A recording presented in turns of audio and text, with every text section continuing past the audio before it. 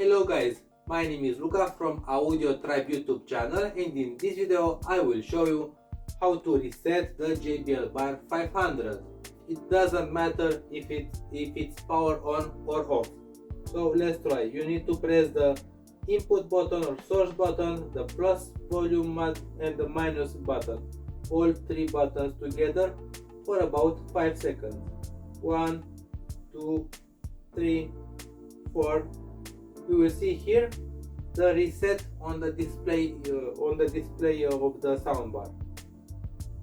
Now you need to wait for about 1 minute or so for the soundbar to make the reset, and remember it will erase all your personal settings. Now we will wait. You will see that after the reset is done, the soundbar will automatically connect with the subwoofer.